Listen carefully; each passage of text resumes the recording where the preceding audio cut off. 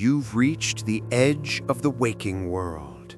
This is Ghosts of Asia, where ancient beliefs echo through modern lives, where footsteps fall in places that should be silent, and where the shadows still remember your name. Tonight, we descend, not into a forest or a temple or a lonely village, but down a stairwell no one was meant to walk. Beneath this towering high-rise lies something far older than concrete, a voice buried below 20 floors of silence. Some say the girl in white still waits on the landing, barefoot, breathless, smiling at the ones who listen.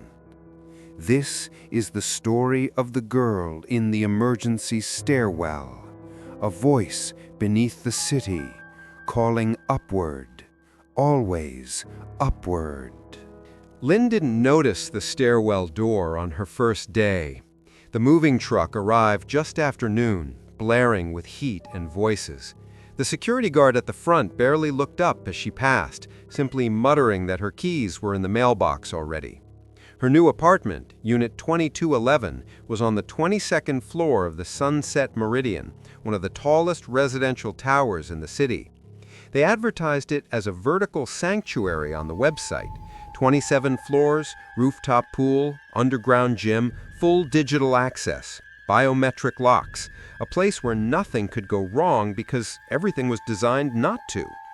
But buildings remember things, and some voices live below design. She moved in alone. At 27, Lynch had saved enough from her job as a data analyst to finally afford her own place, a small one-bedroom unit facing the city skyline. It was glass and steel and perfection, but too quiet once the movers left. That night, she sat on the edge of her bed, listening.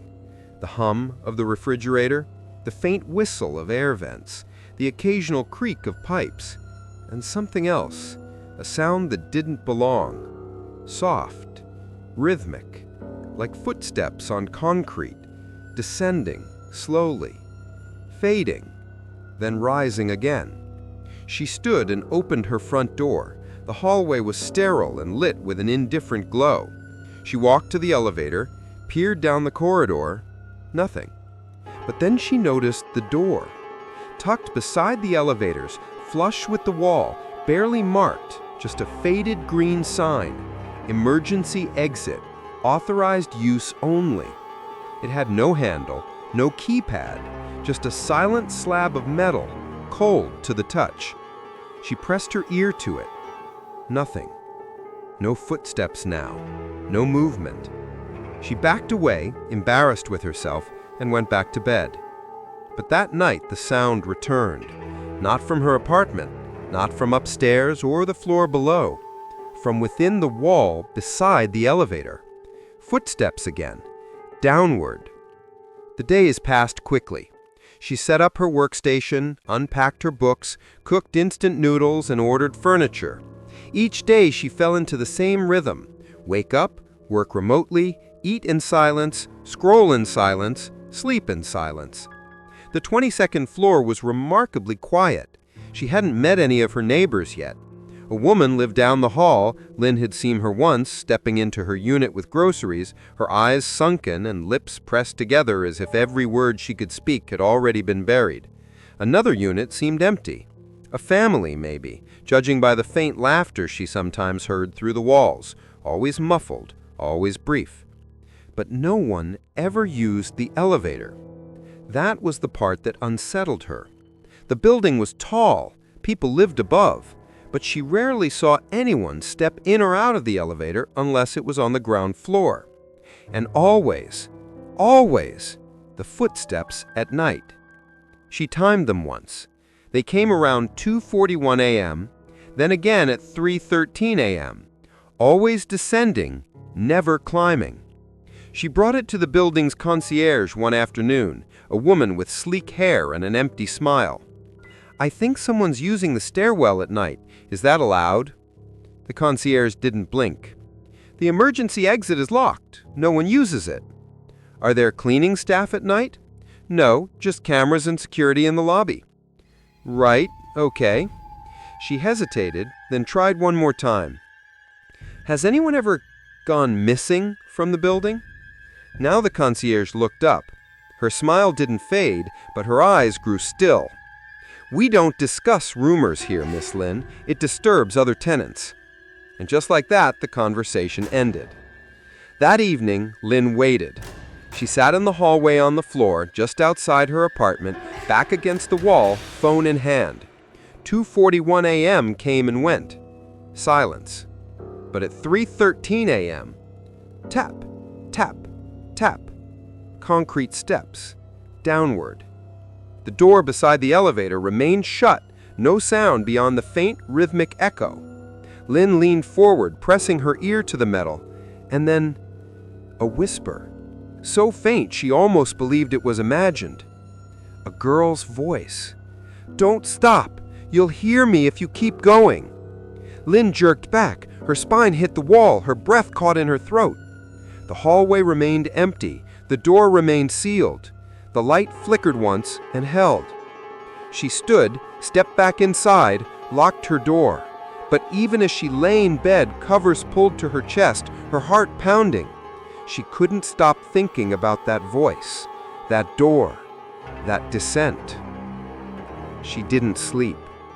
And when dawn broke, she stared at the stairwell door for a long time, wondering what it would sound like if it opened, and what might be waiting beneath. The next night, Lin left her door slightly ajar. She turned off the lights in her apartment and sat silently on the sofa, staring at the crack of hallway beyond the opening, just enough to see a sliver of the corridor. The ticking of her wall clock grew louder as midnight crawled past. She had tried to brush it off all day, told herself that stress, isolation, and too much time online were distorting her senses, but her ears still rang with the sound of those faint whispers behind the stairwell door. By 3 a.m., her body felt heavy, her eyes drooped, but then the floor creaked. Soft, bare steps outside. Lin straightened in the dark, her mouth dry. The clock ticked toward 3:13 a.m. And then she saw her. Not a silhouette, not a shadow, a girl, a schoolgirl, standing barefoot outside the emergency stairwell door. She was small, thin, her white blouse tucked into a navy blue pleated skirt, the kind worn in public secondary schools across the city. Her long black hair was damp at the ends, clinging to her collarbone. She stood facing the door, her head tilted slightly as if listening. She didn't move. For a moment, Lin thought the girl was lost. She nearly stood, nearly called out, but something about the stillness in that figure made her freeze. The girl lifted her hand, slowly, deliberately. Her fingers brushed the metal of the stairwell door, and the door opened. It didn't click or unlock. It didn't resist. It simply gave way, yawning open without a sound. The girl stepped inside without hesitation, and the door closed behind her. No slam, no creak, just silence. Lin rushed to the hallway. The corridor was empty, no echo of retreating footsteps, no breeze. She touched the door, cold, seamless, still, lifeless. She returned to her room, heart still racing, her mind louder than ever. The next day, Lin tried to ask around. She lingered in the lobby, hoping to bump into a neighbor. An old man shuffled past her near the mailbox wall, his eyes locked on the floor. She offered a polite smile. He didn't return it. At the front desk, she asked the concierge again, "Has anyone ever mentioned a girl in a school uniform late at night on the upper floors?" The woman's smile froze again. "We do not allow children to roam unsupervised." "I didn't mean, would you like me to have security escort you to your unit, Miss Lin?" That shut her up. By evening, she began searching online. She typed, "Ghost in Stairwell, high-rise city." Then, "Girl in white school uniform at 3:13 a.m." Then, "Stairwell ghost, urban legend, Asia." Thread after thread, forum after forum. Some mentioned old buildings, rural apartments, abandoned schools. But one post caught her eye. Buried in a thread from 2018. Username deleted. One reply. The subject, "She waits near the 20th floor. Never take the stairs after midnight. If you see her, don't speak, don't follow, don't go past the 20th floor. She looks lost, she's not. If you hear her voice, cover your ears. If you see her smile, you're already too late." No replies, no context, just those words. Lin copied the post and read it over and over. The phrasing crawled across her skin like centipede legs. She didn't sleep. On the third night, she waited again. This time, not in her apartment, but in the hallway. She sat cross-legged beside the emergency stairwell door, dressed in a hoodie and soft slippers, her back to the opposite wall, lights above her flickering faintly. And again, at 3:13 a.m., the girl returned. This time, she emerged from the elevator. Lin hadn't even seen it open. One moment it was empty, the next she was there, standing inside, not moving, head tilted again, black hair shrouding her face. She stepped out, and her eyes met Lin's. Not wide, not threatening, just tired, deep, old. Lin couldn't breathe. The girl walked past her, not running, not gliding, just walking. And again she opened the stairwell door. No code, no key. It opened for her, and she slipped inside. But this time, before it closed, she paused, turned, and whispered, "Come with me, if you want to hear why."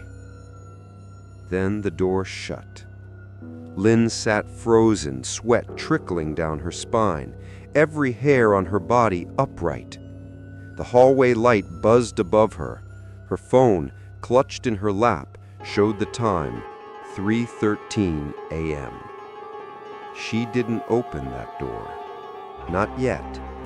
But it was no longer just a door. It was an invitation. The girl had looked directly at her, spoken to her, and Lin realized something she hadn't allowed herself to think before. That voice she heard on the first night, it wasn't just a whisper in the dark. It was a message, a lure, a promise. And she had started to listen. The building maintenance worker looked too old to still be working night shifts. His name tag simply read, Nam. He was cleaning the hallway when Lin returned from buying groceries late that evening. The corridor was quiet, except for the dull squeak of his mop. He nodded as she passed, polite but distant. Something made her stop. Maybe it was exhaustion, maybe the silence, or maybe it was the way he kept glancing, just slightly, toward the stairwell door. "Excuse me," she said softly. "Do you work here every night?" He straightened, resting both hands on the mop handle. "Most nights, yes." "Then, have you ever seen a girl in a white school uniform?" For a moment, he didn't answer. The mop water rippled in his bucket, disturbed by the faint hum of the air conditioning. Then his eyes shifted toward her, slowly, carefully. "What floor are you on, miss?" 22nd. "Then you must never go below the 20th. The air around them seemed to hold its breath. "Why?" "Because," he glanced toward the stairwell. "This building was built on top of another tower. The old one was never torn down, just buried. They say the original foundation had 30 floors below ground, and the last floor they reached before sealing it was the 20th. He looked over his shoulder as if expecting something to be listening. "The people who went past that door never came back. The girl is part of that story." Lynn felt a chill trace her spine. "What girl?" "A student from the old school that used to stand here. Before this building, there was a school, St. Nien High School. They built over it after the fire. The stairwell survived. They sealed it, but some nights it opens. And she never left," he said. "If you ever hear her voice from the stairwell, don't answer. Even silence can sound like an invitation." He dipped the mop back into the water. The smell of bleach filled the corridor. When Lynn looked back a moment later, he was gone. No footsteps, no elevator sound, no door closing. That night, Lynn sat in bed reading news archives on her phone. There it was, buried in a forgotten corner of the internet. Fire at St. Nien High School, 14 dead, many missing. The article dated back 23 years. The cause of the fire was never confirmed. Electrical malfunction, perhaps? But what caught her breath was the address. It was the same lot where Sunset Meridian now stood. She scrolled further. One line at the end of the report sent her pulse racing. Among the missing was a student named Lei Ha-Vi, last seen descending the stairwell to rescue her classmates.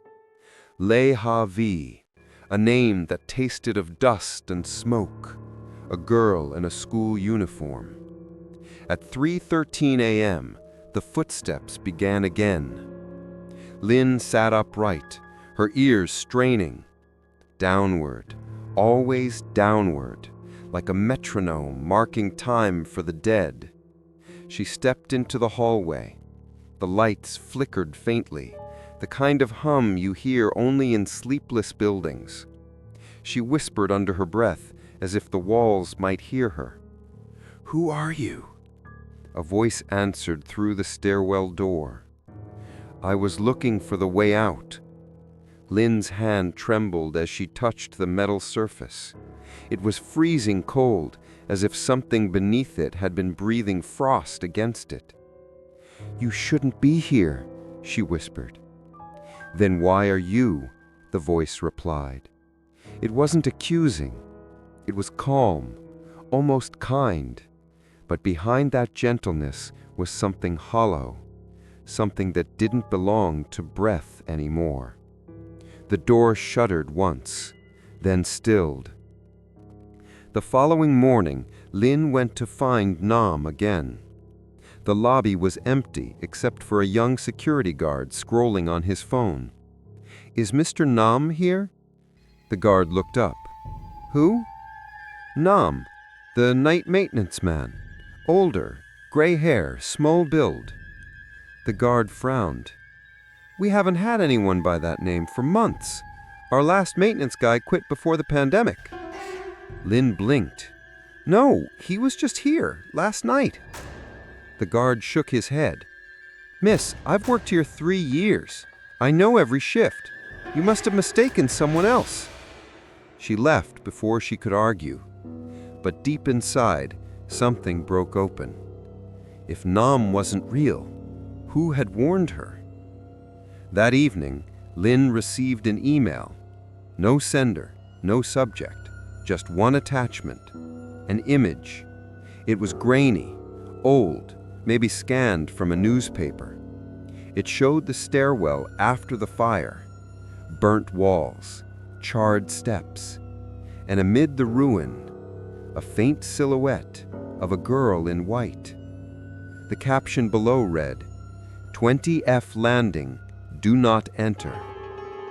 Lynn stared until the image began to pulse. Her reflection in the laptop screen almost looked like it was smiling. That night, she didn't wait until 3:13. She stood before the stairwell door at midnight. The hallway was empty, the silence thick enough to suffocate thought. She whispered the name she had found. Le Havi. The door clicked, just once, and for the first time since she'd moved in, it opened. Cool air poured out, damp and still, smelling faintly of wet concrete and rusted pipes.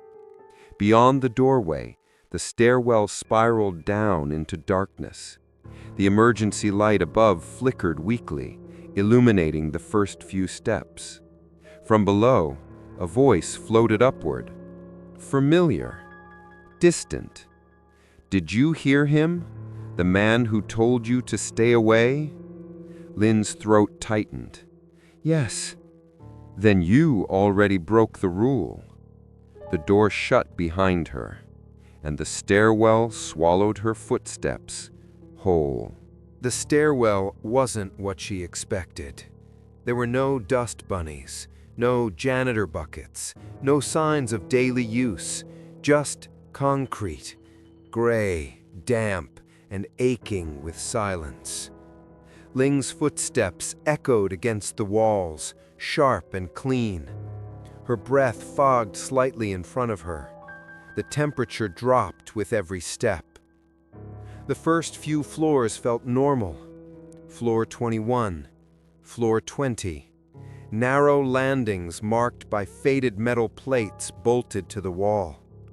But past the 19th floor, something changed. The air grew heavier, like she was walking deeper into water. The lights, those weak, rectangular emergency bulbs, began to dim. They didn't flicker, they simply faded like breath held too long. Floor 18, floor 17. She glanced up once, expecting to see the faint glow from the door she'd entered, but there was nothing, just stairs above, as blank as the ones below. The door to 22F had vanished. She swallowed. "This is still a building," she told herself aloud. "This is still real. There are only 27 floors." Her voice bounced back to her, thinner than it had been. And after a second, it repeated. But she hadn't spoken again. On the landing for 16F, she stopped. There was a plastic comb lying on the concrete, pink, missing 3 teeth, old. Next to it, a girl's hair tie, stretched, brittle. She crouched, reaching out, but before her fingers touched it, she noticed the floor around the items. Wet. Not soaked, not flooded, just slightly damp, as if a barefoot child had walked past not long ago. The footprints were small, leading down. Ling descended, floor after floor. Her watch read 12:41 a.m., then 12:42, then nothing. The screen froze. The battery, fully charged when she entered, flickered and died. She pulled out her phone. No signal, no Wi-Fi, no GPS. The flashlight app worked for a moment, then blinked out, leaving only the dim stairwell glow. "I'm just dreaming. I never left my apartment." The walls disagreed. At 13F, the light on the landing turned red. Faintly, almost pink, like emergency lighting filtered through blood. There was something drawn on the wall. A circle, messy and broken, scratched into the concrete with fingernails or something sharper. Inside it, a name. Ling. She stared. Her breath stopped. It wasn't possible. Her name, written as if someone expected her. She backed away. But then, "Why did you come?" A voice behind her. Not loud, not soft, just present. She spun around. No one. The stairwell stretched above and below. The voice again, closer. "You opened the door, not me." She kept walking, not out of bravery, but because turning back no longer felt like an option. The stairs curved downward endlessly, like a spiral draining into the earth. She stopped looking at the floor numbers. They no longer made sense. One landing had no number at all. Another was marked with a symbol, a spiral drawn in chalk, smudged and almost melted into the wall. Another had an old-school backpack leaning against the corner, molded with age. Inside was a student ID. The photo was too faded to see clearly, but the name said Le Ha Vi. At one point, she rested. She sat on a stair and listened. The silence was thicker now, not quiet, but full. It was the silence you hear in temples after the prayers stop, or the silence between breaths in a hospital room when a machine flatlines. But beneath it, a sound. Breathing, not hers. Slow, shallow, like someone asleep, just out of sight. Then the voices began. Not words, whispers, dozens of them, faint, distant, like a crowd murmuring behind a closed curtain. She stood up quickly. Her legs ached. Her head felt too light. And that's when she saw something that shattered her sense of time entirely. Floor 20. Again. She had passed floor 20 at least 15 minutes ago. But here it was, marked on the wall in metal, aged and scratched, and below it, more stairs. "You're not descending anymore," the voice whispered. "You're inside descent now." She stumbled backward, turned, climbed 5 flights. At the next landing, floor 20, again. She ran down, 5 more flights, floor 20. Time had folded. She was no longer moving through space. She was moving through memory.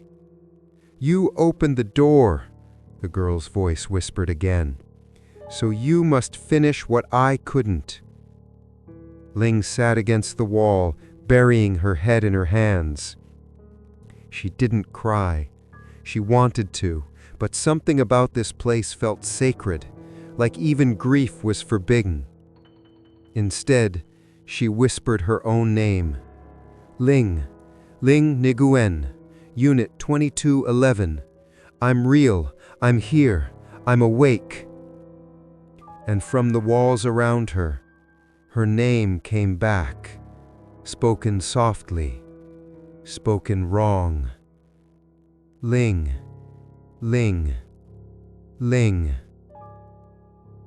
Not as an echo, as a response. She closed her eyes and kept walking, because above her, the exit was gone. But below her, a voice waited, breathing, waiting, whispering, and it sounded more familiar every time. It felt like hours before Lynn saw another landing marked with a number. She had lost count long ago. She no longer trusted her watch or her sense of time. The stairwell had grown colder, but not with wind. The cold here didn't move. It simply was. When she reached the next landing, there was no light bulb, only the pale gray glow from her phone screen, and even that had started to dim around the edges. There was something on the wall. Not paint, not carved metal. Dust, thick and undisturbed, except for the names, hundreds of them, scrawled into the grime by fingers or scratched with nails. Some were clear, others were smeared. Some names were in neat block letters, others frantic, slanted, and all of them, every single one, faced downward, as if those who wrote them knew they were going to keep going, as if writing it down was a final breath before letting go. Lynn stepped closer. Her breath came out as mist. She saw the names as if they were being breathed into visibility. Tren Min, Jui Kang, Dao Vi, Le Ha Vi. She stopped. There it was.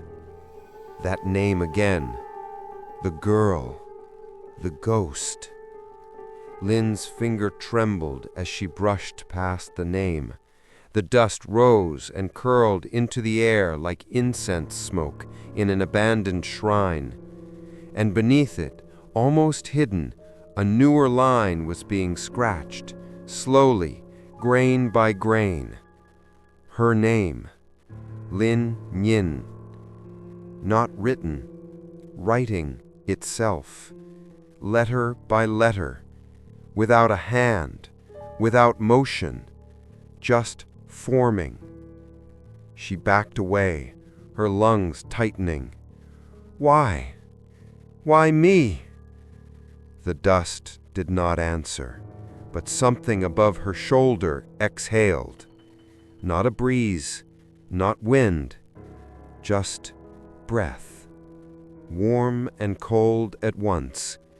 She didn't look behind her. On the next landing, she found an old chalkboard, its frame cracked, still stained with scorched marks from long ago. It shouldn't have been here, and yet it stood perfectly upright against the wall, as if waiting to be read. On it, smeared chalk letters, "We keep walking because we forget how to stop." And beneath that, "Don't speak your name down here. If you do, she'll remember it." Lynn stepped away, her heart in her throat. She hadn't said her name since entering, not aloud, not once, but the stairwell already knew it. As she continued downward, the silence changed. It wasn't silent anymore. Now she heard breathing, footsteps, not hers, too many. Some were ahead, some just behind, some above, pacing in circles that never reached her. And once, just once, she heard something worse, crying. Not from a child, not from an adult, from something that had forgotten how to cry. It was soft, guttural, like grief digging its way out from under cement. She didn't stop. She didn't run. She walked. Because in the stairwell, running felt like an insult, like breaking the rules of a place older than memory. Another landing. This one different. A mirror, cracked, covered in grime, bolted to the wall. Lynn stood before it. She saw her face, stretched long in the reflection, like the glass was melting beneath its own sorrow. But behind her, in the mirror only, stood the girl. White uniform, bare feet, head down, and slowly she raised her hand. In the reflection, the girl reached forward, pressing her palm against Lynn's shoulder. She turned. No one there.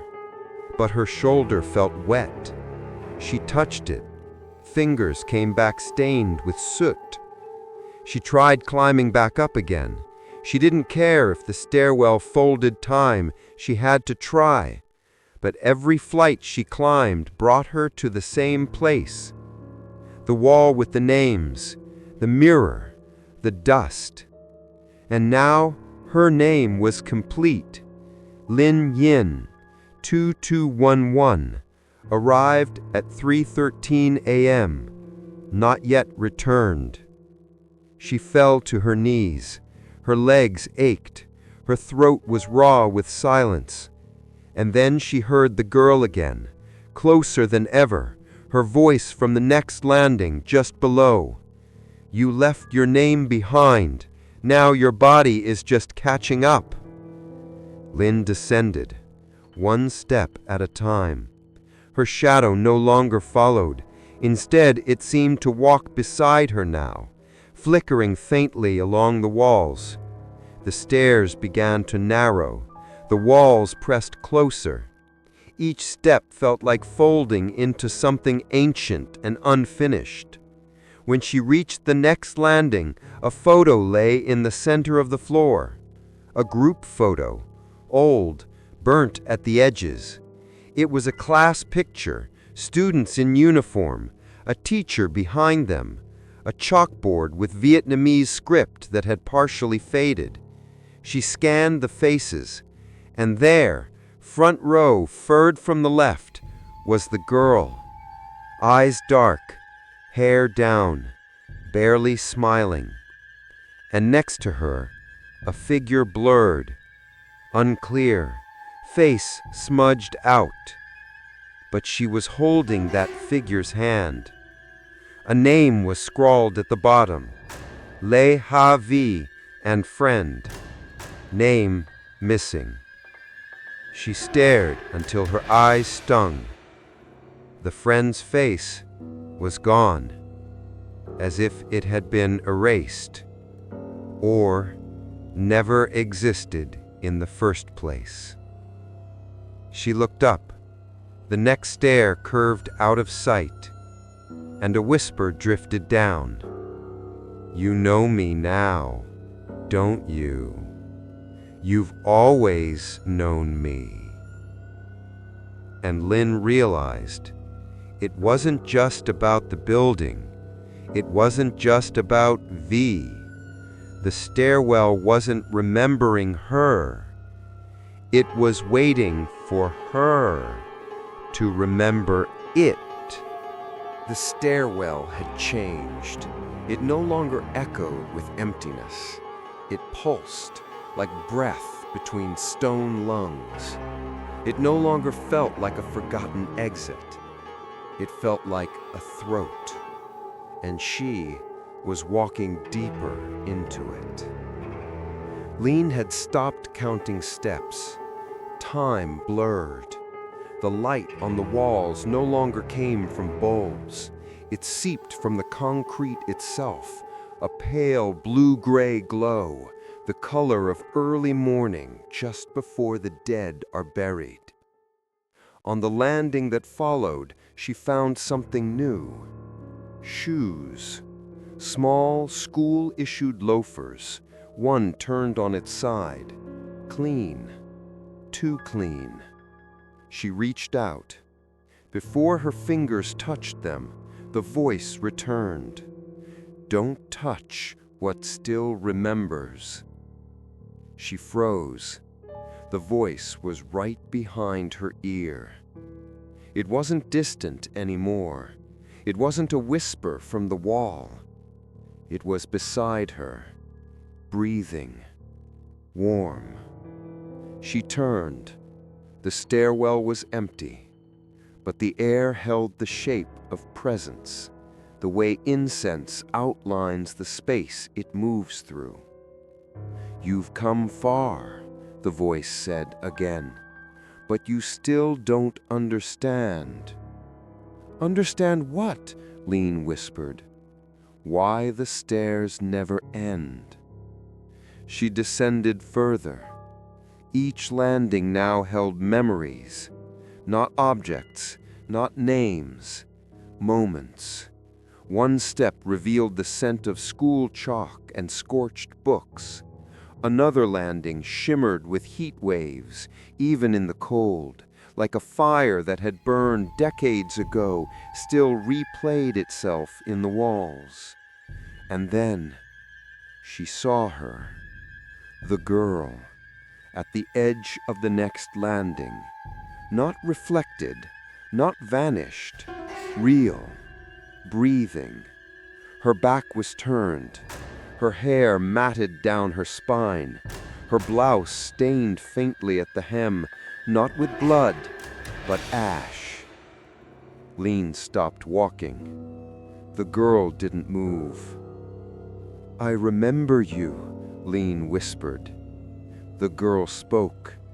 "You were with me once, on the stairs, before it all ended." Lean blinked, confused, shaken. "No, I wasn't, not in this life," the girl interrupted gently, "but memory is not bound to bodies." The stairwell groaned softly, like an old house shifting its weight. The girl turned. Her eyes weren't glowing, they weren't hollow. They were tired, human, too human. "What are you?" Lean asked. A voice that wasn't finished, a name that never reached the exit. "I'm not a ghost, Lean. I'm what's left when a promise dies underground."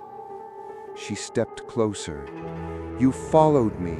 You opened the door.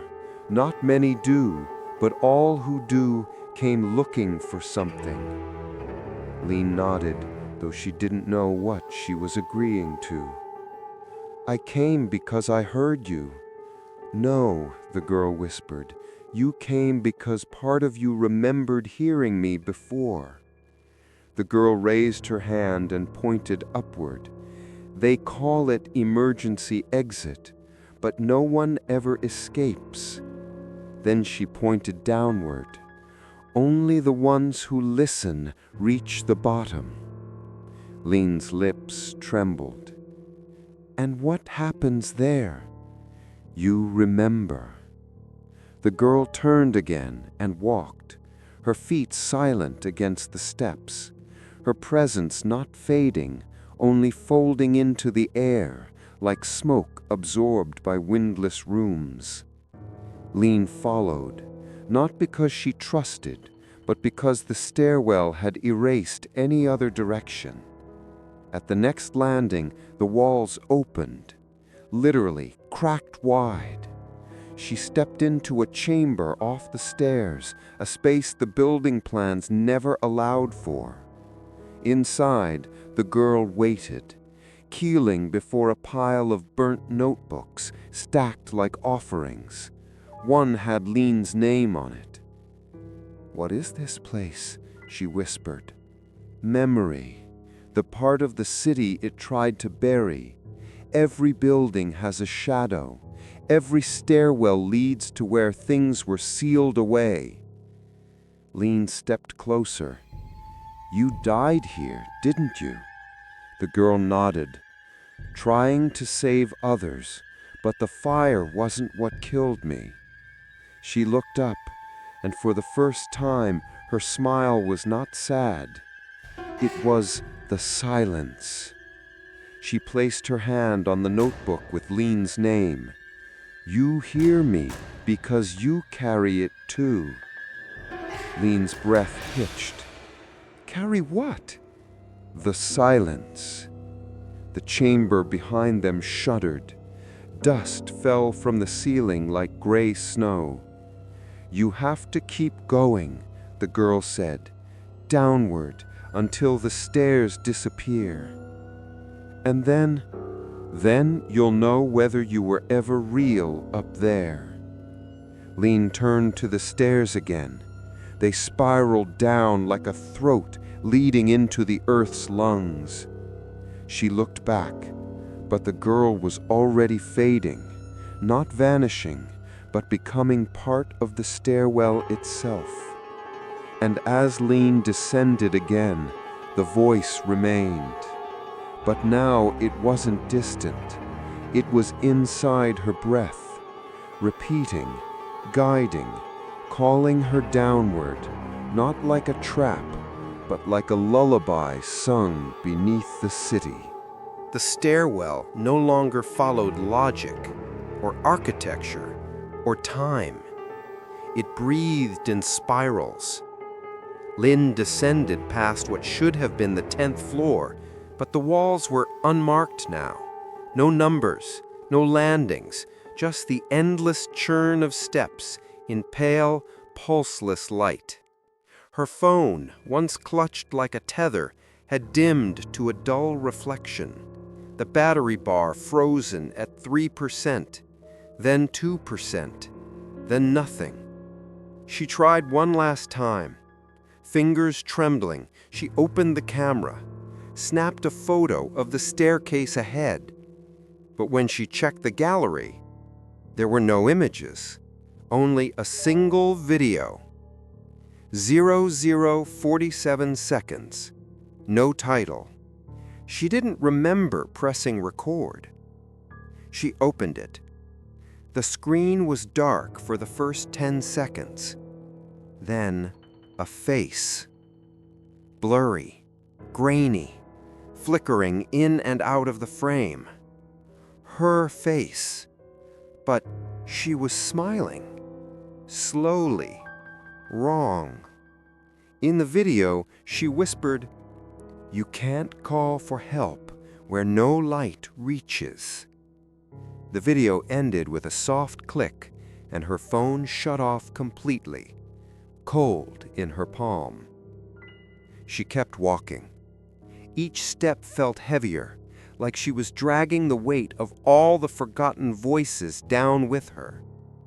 And then, suddenly, a door. She froze. The first door she'd seen in she didn't know how long. Its surface was old, wooden, unlike the sterile fireproof doors above. No number, no sign, just a small sticker peeling off the corner. Property of St. Nien High School.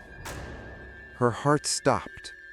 She reached for the handle, hesitated, then turned it. It opened. Inside, darkness, but not empty. Desks, old iron-framed desks, a chalkboard on the far end, rows of chairs warped by heat, and on every chair a uniform, empty, folded, placed with careful hands. Lynn stepped inside. Her foot creaked on the burned wooden floor. The chalkboard still held faint writing. She leaned closer. "If the stairs call your name, don't answer. But if you do, remember to leave your body behind." She turned to leave, but the door was gone. Just a wall now, solid, seamless. Panic surged through her chest. She stumbled back to the stairwell, but it wasn't the same one. The stairs were narrower now, dripping from above. The air smelled of mold and forgotten basements. She climbed 3 steps, then turned back, but behind her, more stairs, always down, never up. Her legs ached, her knees buckled. She collapsed on the landing, curling up against the wall, head resting against cool stone. "Am I dead?" she whispered aloud. The stairwell responded. The walls throbbed once, a subtle, invisible exhale. Then a voice. Not the girl's, not hers. Something older. "Not dead," it rasped. "Just disconnected." She slept, or something like sleep.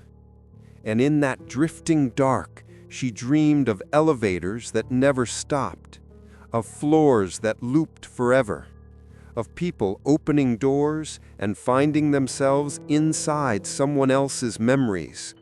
She saw her parents, her old apartment, a cafe she loved when she was 19, all with staircases curling quietly behind them, waiting.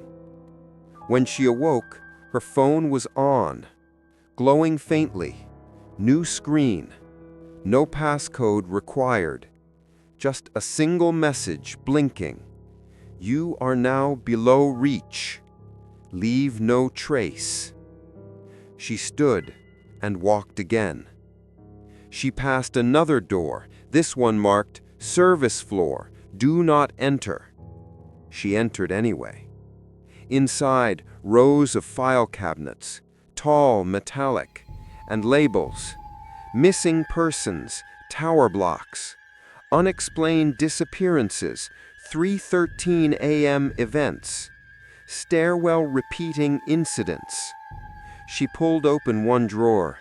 Files spilled out, each one stamped in red, unresolved. Inside, photos, names, faces blurred with dust and age. Lê Ha Vi, Tran Quoc Duong, Nguyen Mun, Lin Nguyen. Her own name. A copy of her ID photo. Her floor number, 22. Status, in progress. She dropped the file. It fell like it had weight. She ran back into the stairwell, didn't look back. Back in the stairwell, it was darker now. Only the blue pulse of emergency strips lit her way. And on every landing, one word had been scratched into the wall, over and over, like it was trying to be remembered. Listen, listen, listen. She descended 5 more floors, then 5 more. There were no numbers, no noise, no exits. The stairwell wasn't part of the building anymore. It was the building, and it was no longer made of concrete. It was made of names. She touched the wall. It was warm now, soft. It beat faintly like the wall itself had a pulse. And beneath her hand, she felt it whisper, "You're almost there." There were no more landings now, just stairs. Stairs that twisted like thread through the bones of the city. Lin didn't know how long she had been walking. The steps were shallow, then steep, cracked, then smooth, each one unfamiliar, each one somehow expected. She began to count them, not out of habit, but desperation. 29, 34, 37, and then 40. She stopped. There was something placed neatly on the 40th step. Not debris, not accident, but deliberate. A bowl of rice, still warm. No steam, but no mold. Beside it, 3 sticks of unburnt incense and an old photograph folded in half. She crouched. Her breath caught. The photo was of a man, middle-aged, smiling, wearing a janitor's uniform. His name tag read, Nam. She stared.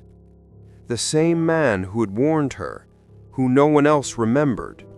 The man who spoke of the 20th floor, of the old school, of the girl. The offering sat still, untouched, like a shrine to a forgotten whisper. "Who leaves food in a stairwell?" she whispered. The walls answered with silence, but the air smelled faintly of temple smoke. She looked up. Behind her, no door. Below her, a faint glow. She stepped past the offering, careful not to disturb it. 1 foot, then another. Step 41. Step 42. She kept walking, and with every 10th step, another offering appeared.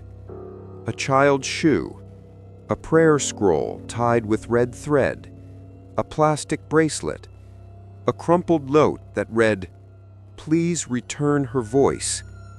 Each item sat quietly in place. Each one carried the scent of regret. And something else.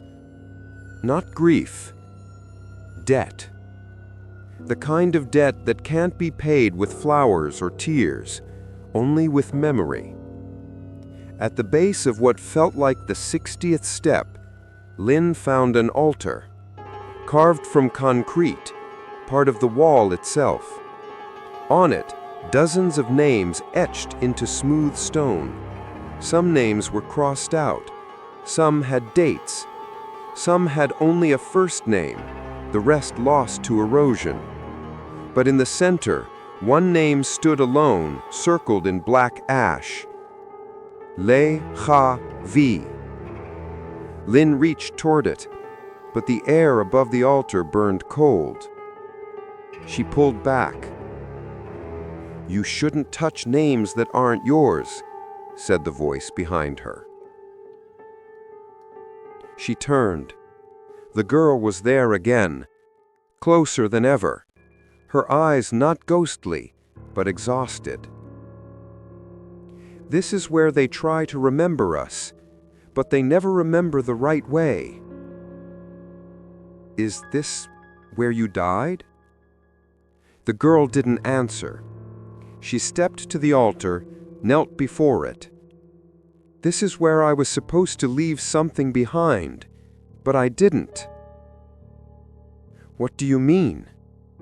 "To stay silent, to stay safe, you must offer something you don't want to lose."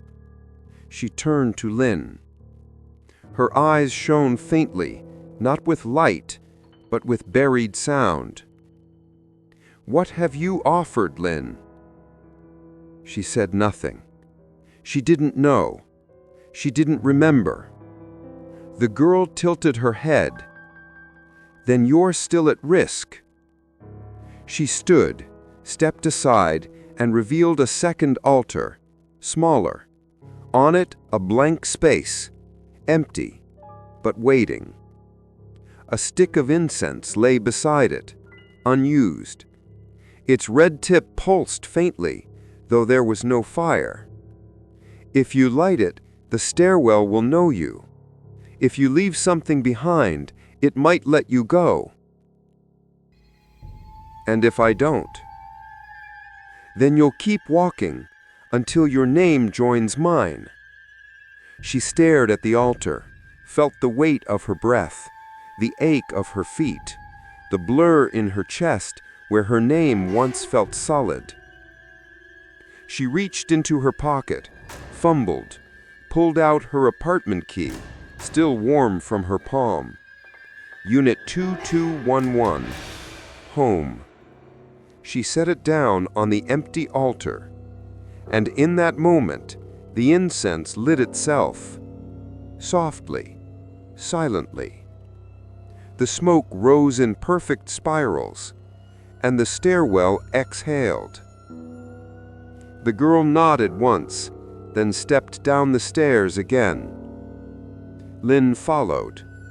Now the stairs felt different, not warmer, not kinder, but more aware, as if the entire structure had finally opened its eyes.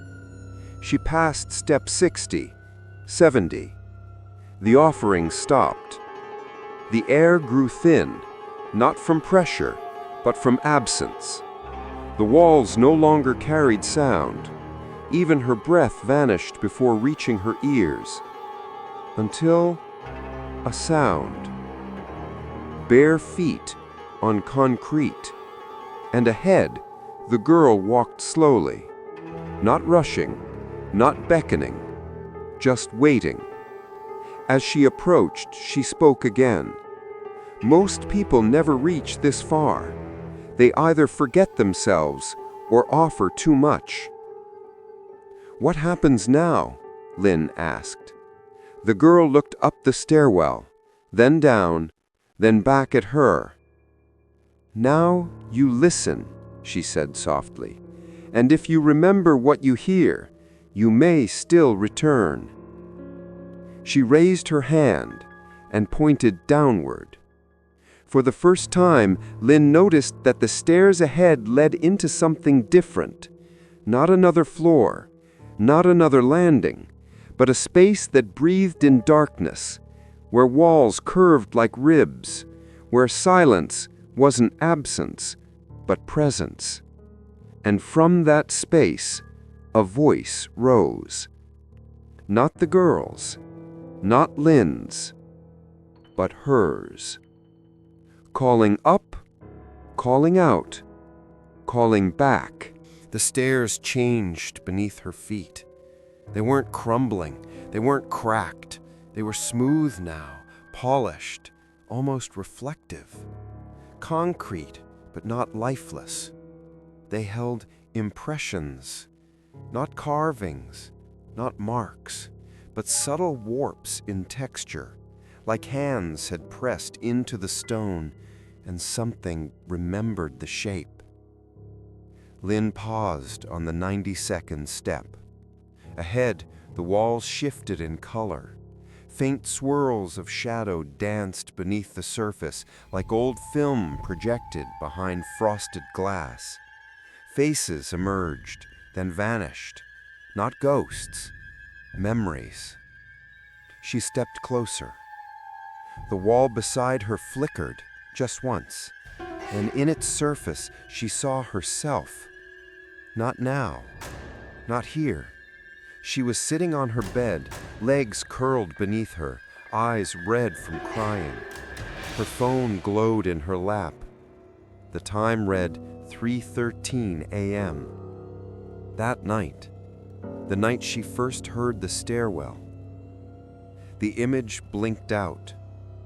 She turned to the other wall. Another flicker.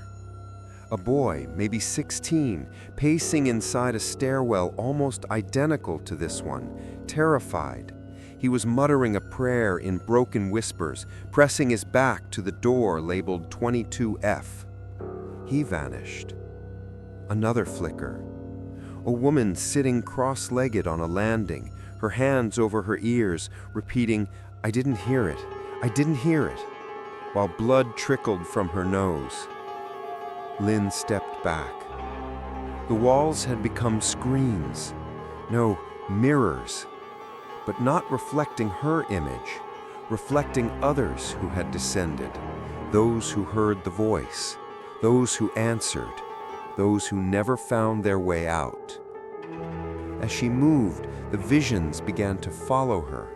Faces pressed faintly from within the concrete, as though the walls were just thin layers stretched over something deeper and alive. She passed one face she recognized. Nam. His eyes were closed, mouth slightly open, but as she neared, he whispered from behind the wall. "I only warned one person. I didn't make it count." The voice was tired, torn. Then silence again. His face faded. The next wall was smoother, blank, but when Lynn touched it, a ripple spread beneath her hand, and an image formed. Her mother. Not dead, not ghostly, real. Sitting at a table, drinking tea, looking at a door. Then slowly, her mother turned and looked directly at Lynn. Her lips moved, but there was no sound. The image dissolved. Lynn kept walking. Now the stairwell was filled with fragments, images like flashes of memory, all playing behind thin concrete skin. Children sleeping on stair landings, a man staring at a mirror that wouldn't reflect him, a girl V curled in a corner, writing in a notebook that smoked softly as she wrote. She looked up once, smiled faintly. "If you're seeing this, you've gone farther than I ever did. That means it's too late."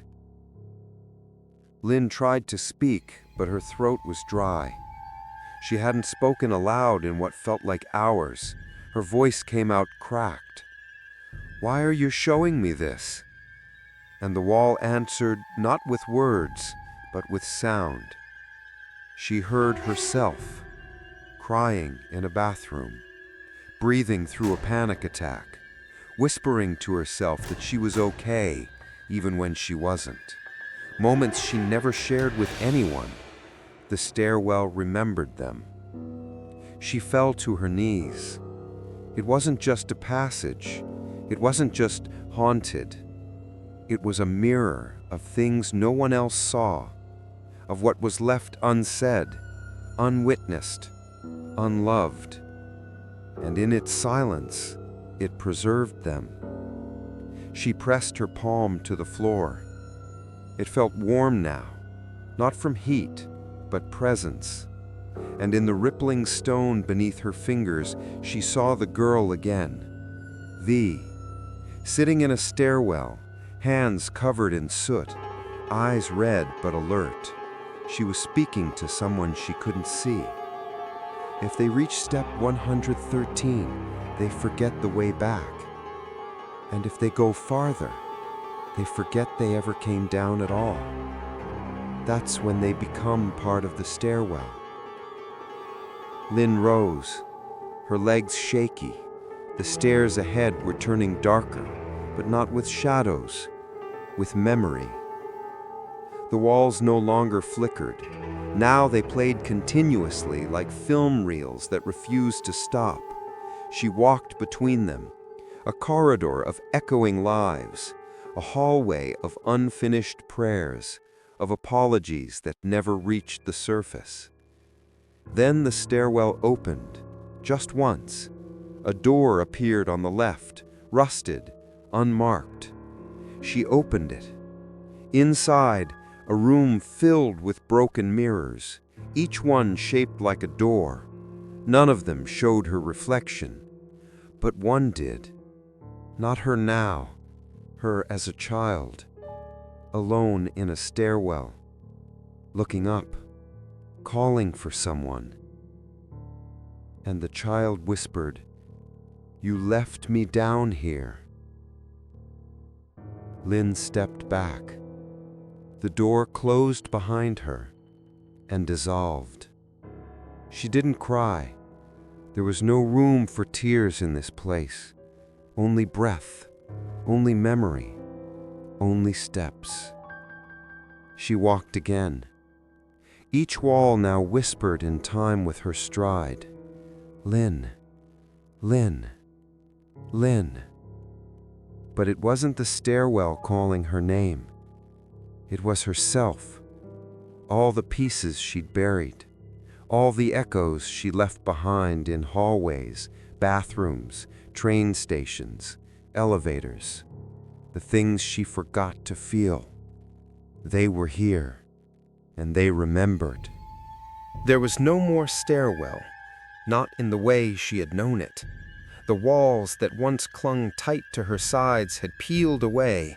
The narrow steps had softened into slopes. Concrete had given way to stone. And the light, that strange bluish hue pulsing from emergency strips, had faded entirely. Now the space glowed from within itself, a dull amber radiance, like old fire that never finished burning. Ling stepped forward slowly. Each footfall echoed not with sound, but with breath. The air here moved differently, not pushed by wind, not shaped by pressure, but by memory. Memory beneath the city, beneath everything. She paused at the bottom of a new stair, carved roughly from rock, the edges smoothed by time or passage. Here the air smelled of earth and metal and ash. A single stone tablet jutted out from the wall, carved in old Vietnamese script, half buried in shadow. Those who descend past the foundation walk beneath names, and what walks beneath names cannot be named again. Ling touched the edge. The stone was warm. It pulsed faintly, like something alive had been sealed inside it, something still waiting. She continued down. Now the steps curved not around a building core, but around a void, a space that should not exist, black, silent, and wide enough to hold secrets older than cities. And as she walked, she saw them. Figures. Not ghosts, not illusions, but silhouettes carved into the walls. Some stood tall, heads bowed.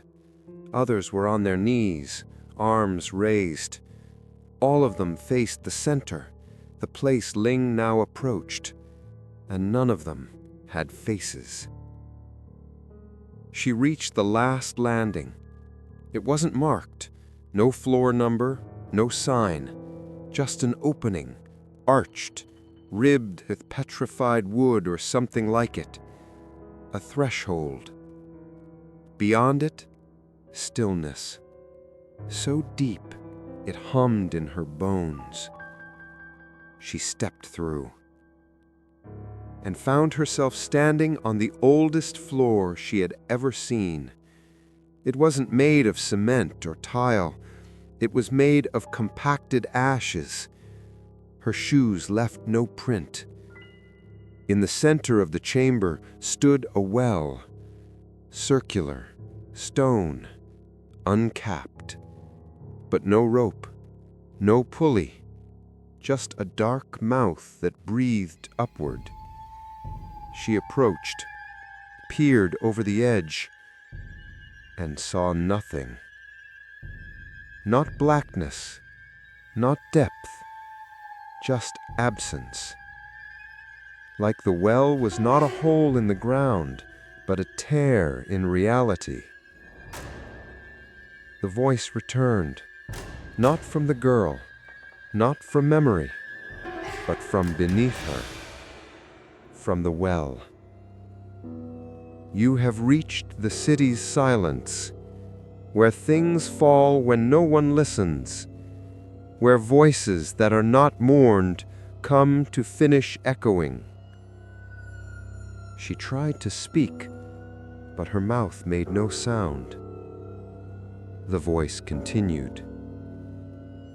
You have below the foundations of the world now, below architecture, below language. You walk where names have been buried and still call out to be spoken.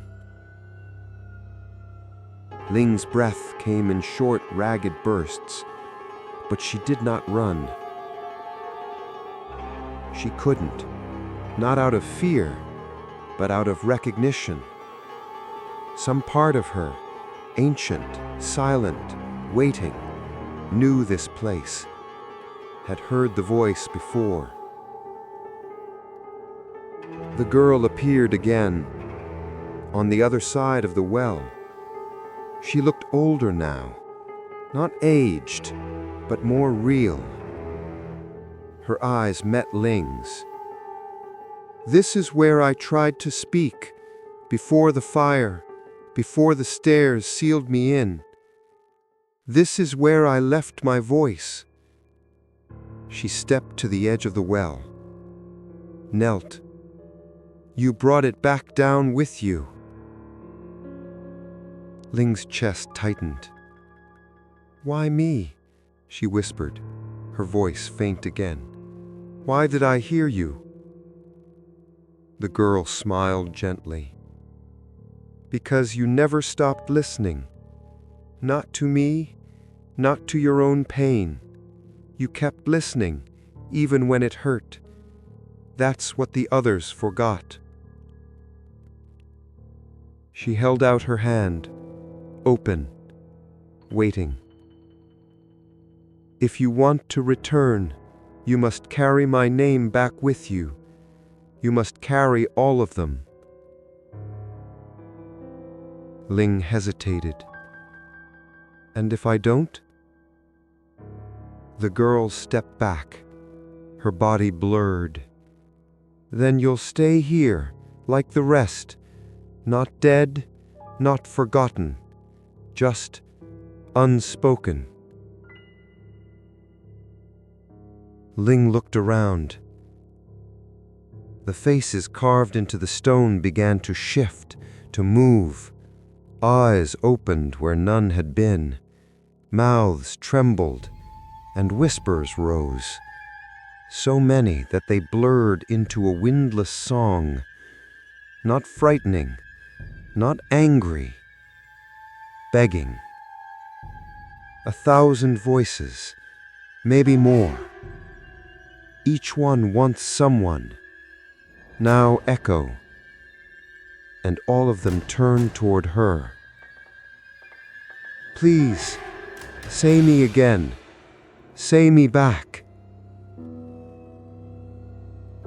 Ling stepped toward the well, knelt, pressed her palm to its rim, closed her eyes, and whispered.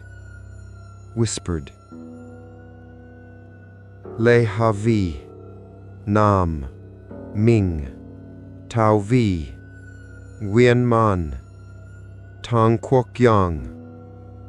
All of you, I heard you. The air stilled, and the ground beneath her warmed. The well pulsed once, like a breath held, then released. And the stairwell behind her lit again. One step, just one, leading upward. She turned, and behind her, the girl faded into mist. But her voice remained, soft, grateful. Now you may return. The first step upward felt unnatural, like walking against gravity, but heavier, not in the body, but in the soul. The light was dim but clear. The silence no longer threatened, but it watched her.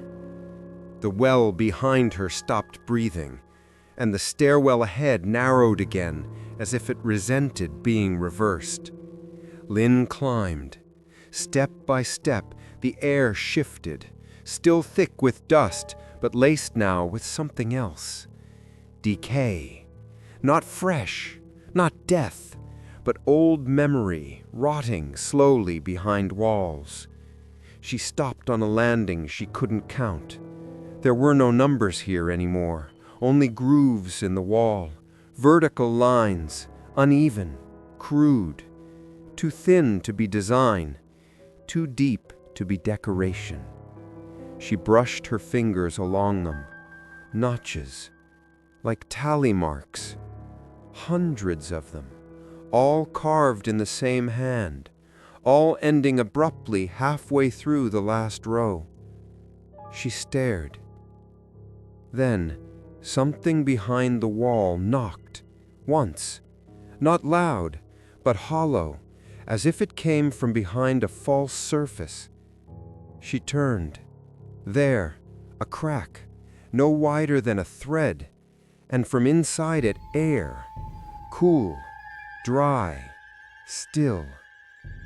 She pressed her ear against the wall, held her breath, and then she heard it, scraping, like fingernails, not frantic, just steady, patient. She took a step back. The wall shifted. Dust fell from the seam. The crack widened slightly. She pushed, and the panel gave way, not opening like a door, but collapsing like brittle skin. Behind it, a crawl space, shallow, long, dark. The beam of her phone flickered back to life just once, enough for her to see. Bones. Dozens. Not buried, not laid with ceremony, stacked, pressed against one another, some broken, some still clutching fabric or jewelry or pieces of ID tags. She couldn't breathe. Her stomach turned. Then she saw something worse. One skull still had a blindfold over its eye sockets. The cloth had long since molded into ash, but it was tied in a knot as if someone else had done it. Beside the skull, a notebook, mold-eaten but intact. She opened it. Inside, line after line of the same phrase over and over. They said the stairs were the only way out. On the last page, one more line. I stayed too long. I listened too hard. I forgot how to scream. Lynn stumbled back. The crawl space swallowed the light again. The panel resealed behind her without a sound. The wall was whole once more, but the scraping continued, fainter now, as if satisfied to be heard, but not finished. She climbed again, faster. Each landing bled into the next. The stairwell no longer felt like stone. They pulsed beneath her steps, as if walking on a creature that only pretended to be architecture. Then, a voice. Not the girl's, not the stairwell. A man's, old, hoarse. They forgot to bury us, Lynn, so we built ourselves into the walls. She froze. Who are you? She whispered. The workers, the ones who laid the last bricks before the tower rose. We sealed the stairs, but some of us never left. Another voice joined, softer, female. We were told to forget the school, to dig over the ruins, to keep it quiet. But the stairs remembered. Lynn pressed herself against the railing. She looked down. Nothing. No bottom. No light.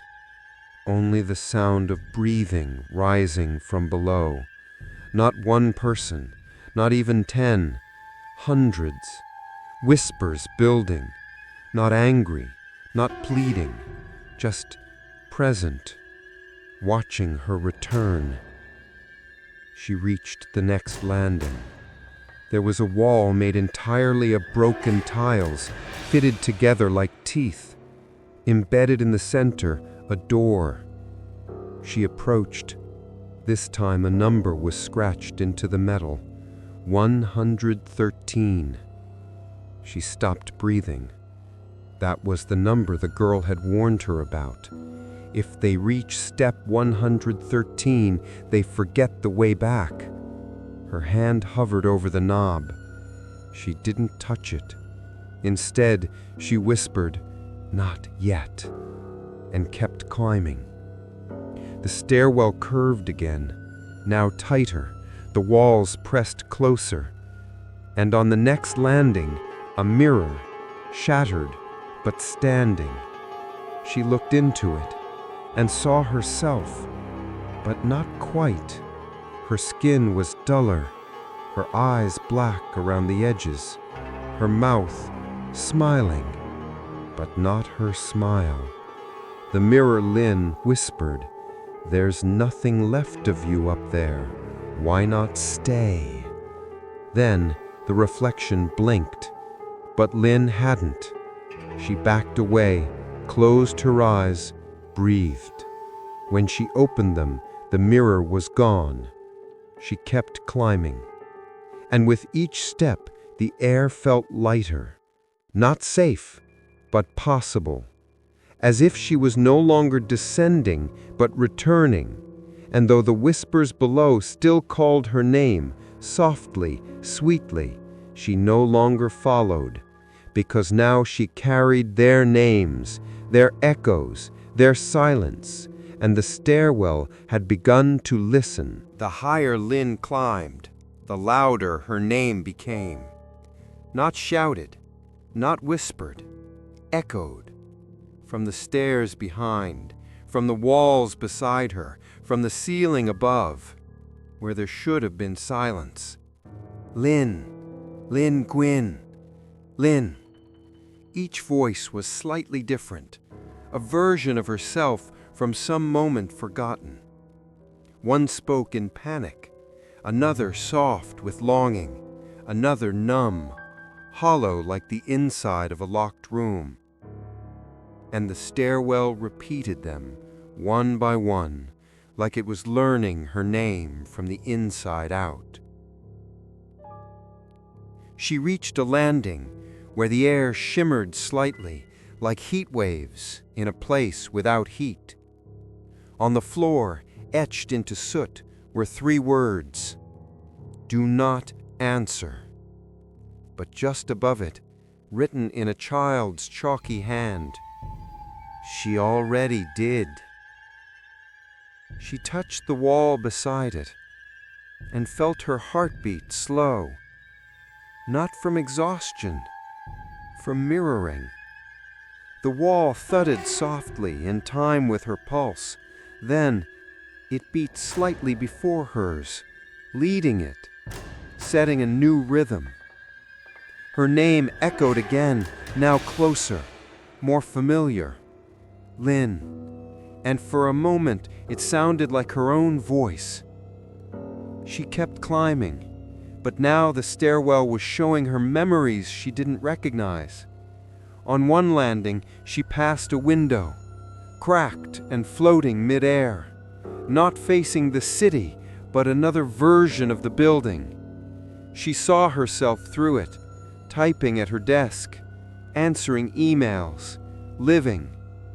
But then the image shifted, glitched, and the version of herself in the window paused, looked up, and mouthed, "Don't come back."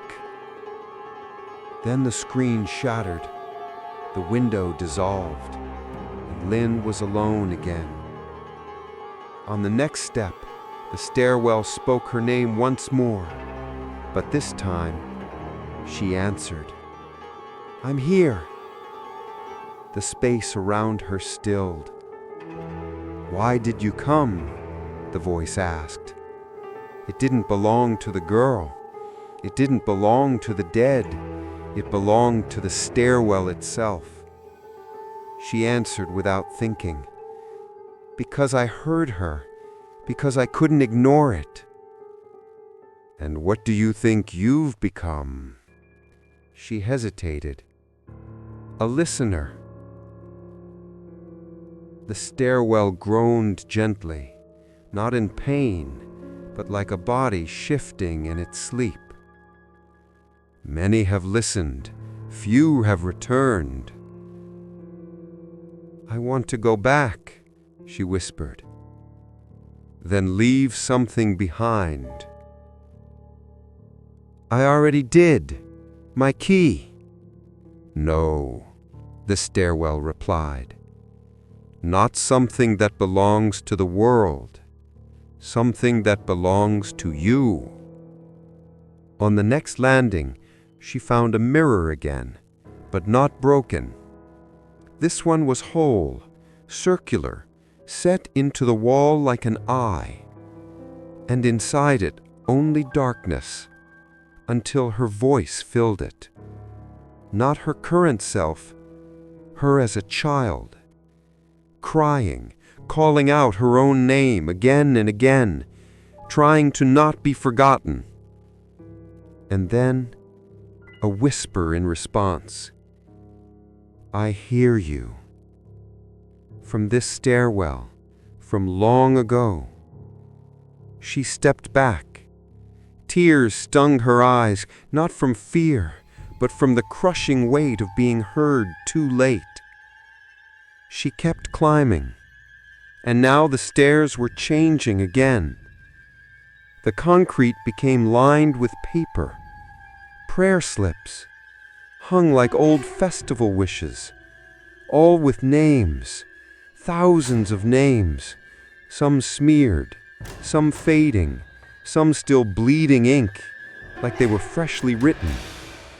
She brushed past them. One slip peeled away and drifted down the stairs. She caught it. Her name, written in red. But the ink was smudged, as if someone had tried to erase it and failed. She folded the paper and placed it in her pocket. And from far below, a chorus of voices rose. She's trying to leave. Will she forget? She answered her name. She is becoming the stairwell. She turned sharply, but no one was there. Still the voices pressed closer. Not loud, just certain. On the next flight, she found a shoe, one she hadn't worn since she was 16. Scuffed, torn. How had it come here? She touched it, and a memory bloomed. She was sitting on the school steps, alone, late, waiting for someone who never showed, repeating her name quietly under her breath, as if she could become real again by saying it out loud. Back then, no one answered. Here, everything did. She climbed again, each landing dimmer, each echo louder. Now even her footsteps called back, not with sound, but with recognition. She was no longer moving through the stairwell. She was moving into it. Or perhaps it was moving into her. The stairwell spoke again, now as her, perfectly matched. Lynn Gwyn, you have been heard, you have been remembered, and now we will too. The walls pulsed, the steps beneath her shimmered, and from the shadows ahead, the girl appeared again. But this time her face had changed. It was Lynn's. Not a ghost, not an imitation, but exact. She smiled, gently, sadly, and said, "Now we remember each other." Then she turned and began to walk upward. And with each step, she no longer knew if she was walking or being carried by something that knew her better than she knew herself. The stairs stopped climbing. There was no warning, no final count, no change in air pressure. Just a single step, then a flat landing. Still, wide, silent.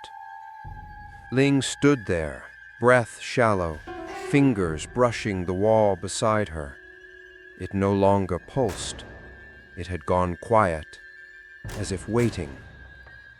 Ahead, a single door, unlike any other in the stairwell. Not fireproof, not rusted, not marked. Just wood. Dark, polished, old. Its handle, a perfect circle of tarnished brass, etched with one word, barely visible: return. Ling reached for it, stopped. Her palm hovered in the air. Behind her, the stairwell seemed to fade, not disappear, but soften, like a dream just before waking. A voice rose behind the door, the girl's voice, or her own. She wasn't sure anymore. "It's not a door," it whispered. "It's a mirror you must step through." She turned the handle. The door opened without sound. What lay beyond wasn't a room. It was a chamber with no walls, no corners, just space. Dim, vast, humming faintly, not with electricity, but with memory. At the center, a mirror altar. Not made of glass, not metal, but something in between. It reflected only what wanted to be seen. Ling stepped forward. The ground beneath her was smooth, like stone worn by centuries of footsteps. She approached the altar, and there, kneeling beside it, was the girl.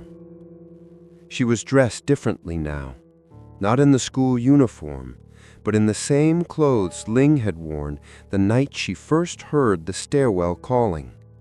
A soft blue hoodie, bare feet, her hair tied back unevenly, eyes calm, empty. She looked up, and Ling saw herself. Not a ghost, not a shadow, but the part of her that stayed behind when she stopped listening to her own voice, the part that waited in stairwells, on cold floors, in silent rooms at 3:13 a.m., repeating her name just to feel real. The girl smiled. "You made it all the way down," she said. Ling's voice trembled. "I climbed up." The girl shook her head gently. "No, you went deeper. There is no up from here, only in." She gestured to the mirror altar. "Look." Ling stepped closer, stared into the glass, but it didn't show her reflection. It showed her absence. Scenes where she had once been but had vanished. The friend she stopped calling. The message she never replied to. The moment she stood at the edge of her bed, wondering if silence would be easier than breath. Every time she had disappeared from her own life. And each time, the girl had stayed, waiting. "You weren't following me," she whispered. "You were following what I left behind." The girl nodded. "You answered the stairwell because it called with your own voice. You kept descending because you were already down here." Ling's hands trembled. "So what now?" "Now, you decide. Leave this part of you buried, or bring her back." Ling looked down. The altar mirror flickered once, and her name appeared. But it wasn't etched. It was still being written, letter by letter, stroke by stroke. "And if I take her back?" Ling asked. "If I take you back? Then you'll never hear the stairwell again, because it will no longer need to call you." Ling reached out. Her fingers touched the mirror. It rippled. And in that moment, she felt everything she had forgotten. The ache of being unseen, the hunger of silence, the comfort of repetition, the strange beauty of sadness that was never shared. She whispered one final time, "I remember." And the mirror went still. The girl, the other Ling, stood. They faced each other one last time. Then, without words, they stepped forward together and merged. Not violently, not magically, just quietly, like a voice being reunited with the breath that gave it shape.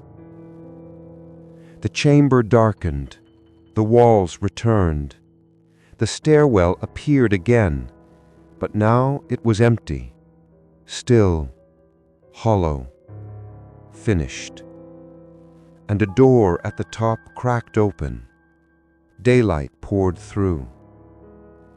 Ling stepped out, onto her floor, Unit 2211. No one noticed her exit. No one asked where she had been. But something was different. The stairwell behind her no longer whispered. The door was sealed, its surface smooth, as if it had never opened. She walked to her apartment, unlocked the door, paused. Inside, everything as it had been. except for one thing. On the table sat a folded note, written in her own handwriting. "If you ever hear her again, don't answer. She no longer needs you to." Ling sat down, closed her eyes, and for the first time in what felt like forever, there was no sound, no stairwell, no voice. Just silence. And it was enough. It's quiet now. The building hums as it always has. The elevators chime. The vents whisper air into sterile hallways. Neighbors come and go, never making eye contact. Lights flicker, but only because they're old. Unit 2211 remains unchanged. Clean, sparse. A single teacup on the windowsill. A folded blanket over the back of the couch. Nothing extraordinary. Lynn waters her plants, sorts her emails, boils water without letting it scream. She sleeps. She wakes. Days pass. Normal days, but not without residue. She no longer dreams of stairs, but sometimes, just before falling asleep, she hears footsteps on the other side of the wall. Slow, measured, not chaotic, not hostile, just descending. One step, pause, another step, and always at 3:13 a.m. She doesn't go to the door anymore. She doesn't press her ear to the stairwell, because she knows what waits there and what it wants. Not to frighten, not to harm, only to be heard. She walks past the emergency door every day. It never opens now. No scratches, no dust, no sound. Just a smooth, sealed panel, deadlocked or sleeping. But sometimes, when she passes it at the wrong time, in the wrong light, with the world just quiet enough, she hears it. Her name, not shouted, not whispered, sung. V. V. V. And it doesn't scare her, because she knows, somewhere beneath the city, beneath the blueprints and the water lines and the trains that never arrive on time, there is still a place made of breath and silence, where memory becomes walls and names echo forever until someone answers. She sits at her desk, sips her tea, and writes their names down, one by one. The ones she remembered, the ones she met, the ones who never made it back. Le Ha-vi, Naim, Min, Dao-vi, Guk-zung, Nguyen-man, herself. She writes them slowly, pressing each letter into the paper, as if the ink itself could hold them upright in the world again. When she's finished, she folds the page, slides it into an envelope, and places it beneath the mat just outside her door. A silent offering to the stairwell, to the city, to what still listens. Weeks pass, then months. No one disappears. The stairwell stays closed. The air is light again. But Lynn knows it isn't gone, just resting, waiting for the next person who wakes at 3:13 a.m. and hears something they cannot unhear. A whisper behind a sealed door. A name they forgot, but somehow still remember. A girl in white, barefoot, descending. Somewhere beneath the city, beneath the weight of time, her voice still calls upward, not screaming, not pleading, just calling, gently, eternally. Come with me if you want to remember why you ever felt alone. And if you listen closely, if you lean just right against a stairwell door that was never meant to open, you might hear her too. And then you'll understand. The stairs never end, because some voices were never meant to stop echoing.